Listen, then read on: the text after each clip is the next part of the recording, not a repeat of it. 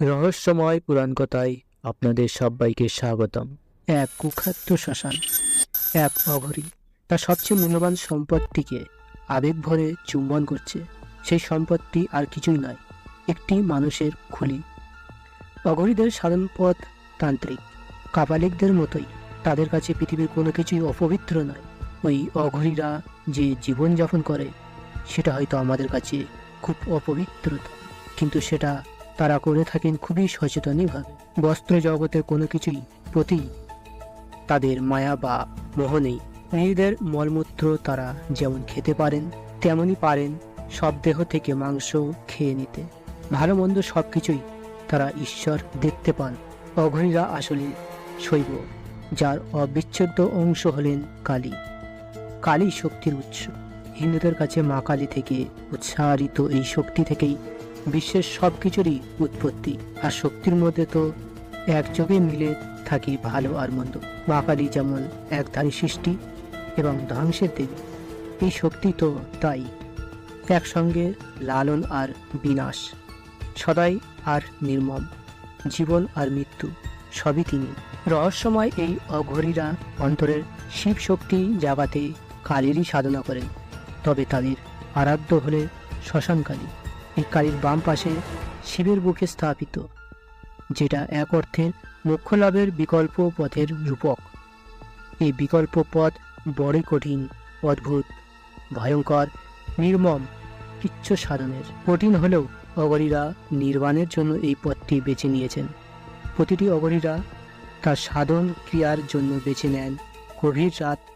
অন্ধকার যখন চরাচর ঢেকে দেয়, প্রতিটি প্রাণী চলে যায় ঘুমের দেশে, তখন শুরু হয় তাদের সাধনা।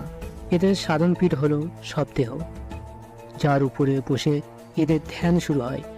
সামনে জ্বলন্ত চিতা আর উঠতে থাকা ছাই প্রতিনিয়ত স্মরণ করিয়ে দেয় শেষ পর্যন্ত কোনো গন্তব্যে পৌঁছাতে। উদ্দেশ্য হচ্ছে বিস্বাদের স্বাদ নেওয়া। অঘরীরা স্বাদের জন্য খাদ্য গ্রহণ করেন না বা সুখের জন্য প্রতিক্রিয়া করেন না। আর সেই কারণে যে কোনো ধরনের খাবার হতে পারে, সেটা নিজেদের দেহে বা অন্য কারোর বজ্র তারা ভক্ষণ করতে পারেন। এরা জিপসির মতো এক শ্মশান থেকে অন্য শ্মশানে ঘুরে বেড়ান, সুতরাং এদের কোনো পাকা ঠিকানা নেই। অঘরীদের ক্রিয়াকর্মের জন্য অত্যন্ত গোপনীয়তা দরকার।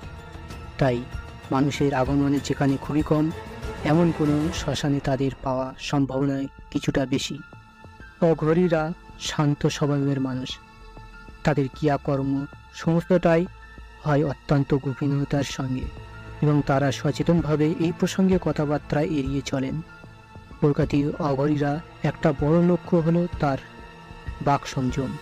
এরা প্রায় সব ক্ষেত্রেই নিরুত্তাপ থাকেন, আর এদের চাউনিতেও থাকে একটা শূন্যতা।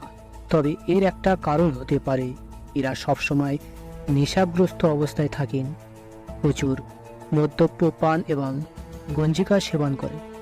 ওদের ভক্তদের বক্তব্য, নেশার ঘরে থাকলে হয়তো ধ্যানের সময় মনোসংযম ভালো হয়, আর ক্রিয়ার সময় মনের ভিতর হয়তো ভয় জমতে পারে না। নেশা সম্ভবত সেটা দূরে রাখতেও সাহায্য করে।